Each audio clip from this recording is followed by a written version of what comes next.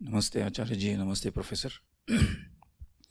I watched your recent video, Loving Your Fake Lifestyle. In that video you used two words. One is abuse of consciousness and another was corporates are dehumanizing the employees.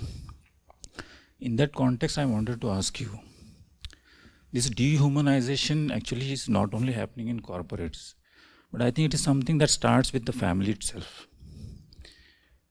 And the second thing is the abuse of consciousness.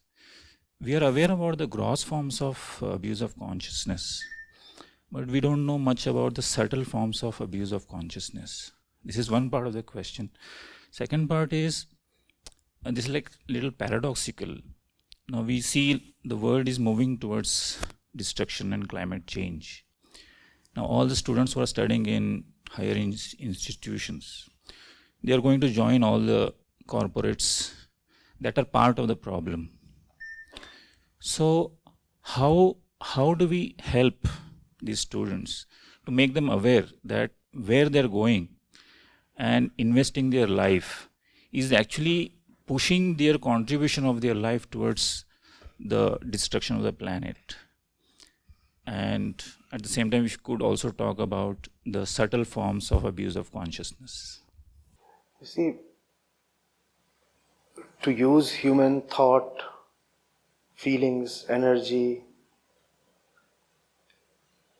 any resources available to the human being for any end objective other than liberation is actually abuse of consciousness.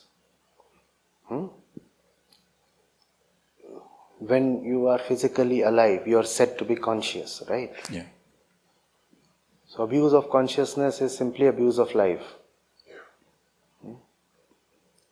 To use your life for any final purpose other than liberation from various kinds of bondages, including your biological instincts and ignorance, is what is abuse of consciousness. What is gross abuse of consciousness? What is subtle abuse of consciousness? What is gross, what is subtle? That which the eyes can easily perceive and the ears can easily hear and the skin can touch is said to be gross. Whereas that which can only be imagined, ideated or conceptualized is said to be subtle. So when you are using material in the hope that material will give you lasting fulfillment, that is gross abuse.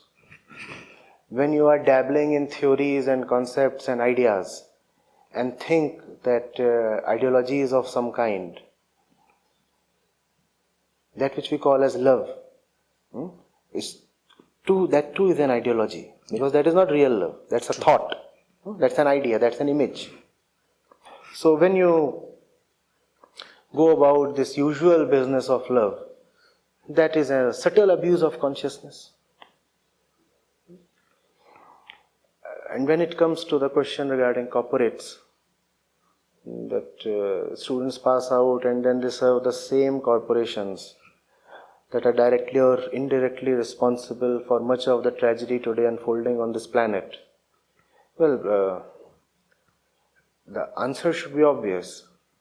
Before the students sit for their placements, there has to be a sufficiently long workshop or a trimester long course that deals with the various industries and if needed takes up case studies pertaining to the regular employers. Why not?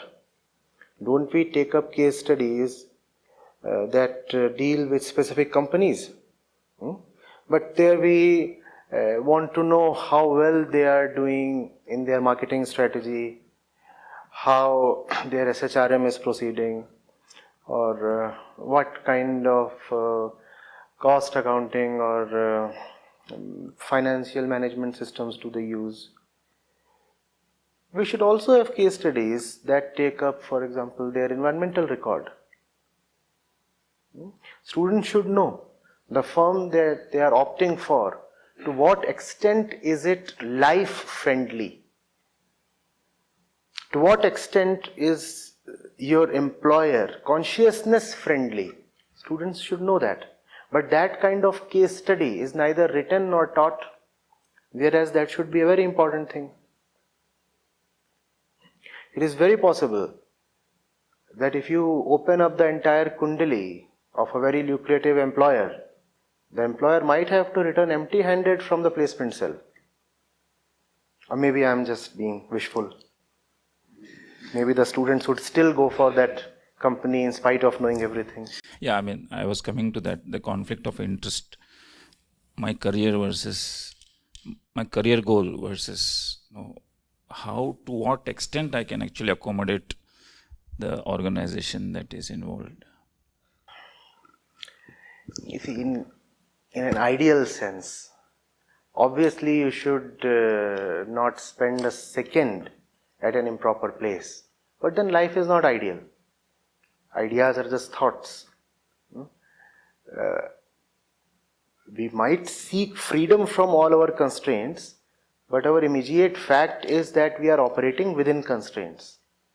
So, with all your honesty, and only you can answer it fully, with all your honesty, try your best to use your constraints in a way that your constraints are loosened.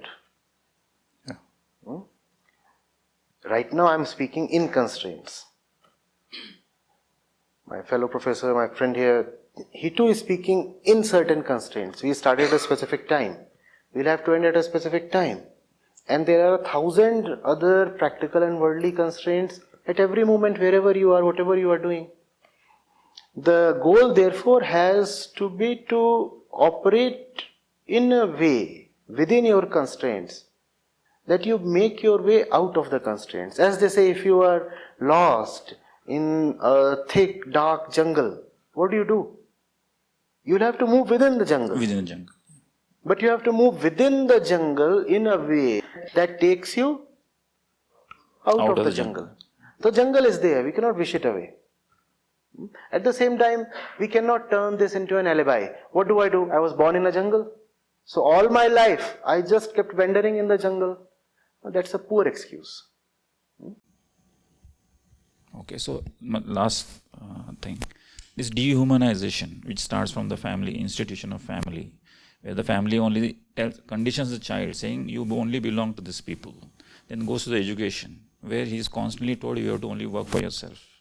And then when he comes in that kind of a state, it's like very difficult to even realize for that person to what extent the conditioning has gone into. Then the ones who have realized must try to make it easier for the ones who have not realized but have the potential to realize.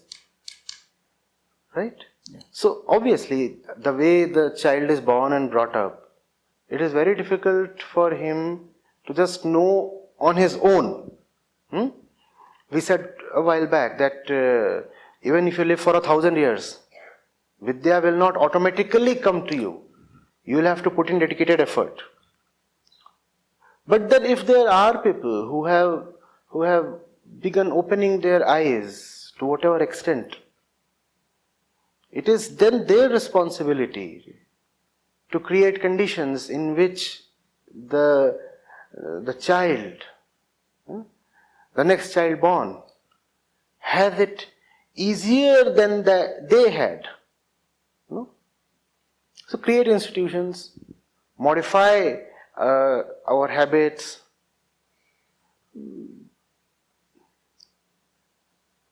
Curriculum.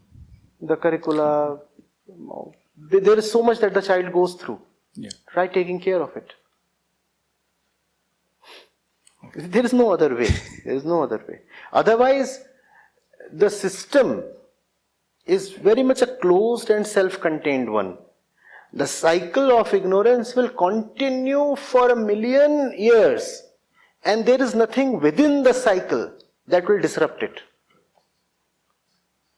Right? It can just continue. You have tribesmen who have been living in a particular way, completely unchanged, since the beginning of civilization. Yeah. Nothing has changed. The indigenous people. Yes. Right? Yes. And not only have they not changed, many of them actively and very aggressively resist any external contact. If you want to get in touch with them, you will be met with bows and arrows. Yes. So that's the way of Prakriti, physical nature. The responsibility, therefore, belongs to those who have begun knowing. Those who do not know are also free of responsibility. Just if I can just add one sentence on nature and how the businesses are sort of assaulting the nature and all that. I was only wondering, I keep saying this to my students all the time. This whole idea, let us protect nature, is a Western lens to the solving the problem. In fact, I keep telling my students, I discuss also in my courses sometimes very seriously and so on. I think the only education we need, nature needs absolutely no helping hand from ordinary mortals like us. My favorite example is in 3 hours in 2013, a place called Kedarnath, the clock was owned by 150 years. That's all nature can take its own act. So I think the education that we need, which we are also trying quite seriously, I think we should know that we need to be very responsibly, that Paraspara Bhava, which in Gita they talks about, I think that's the kind of thing that maybe I will just add that on the top of this conversation. That's quite fundamental to the whole thing. You see, we have that ego. And that ego, to address its own lack of contentment, wants to use the entire world. Because everything exists so that it can be used by me. So we use all the physical nature, right? And the feeling is of control. I will control it. I will control it for my own welfare, right? I am smart. I am wise. I am not doing well. I am internally bankrupt, and yet I am very smart and very wise. So I'll decide how to use the entire planet. But after a while, it becomes very difficult to avoid seeing that I have totally destroyed the planet. So what do? I still operate from the point of my doership. I say I was the one who destroyed the planet, and now I remaining who I am, I will redress the destruction. You are the destroyer. How will you suddenly become the savior?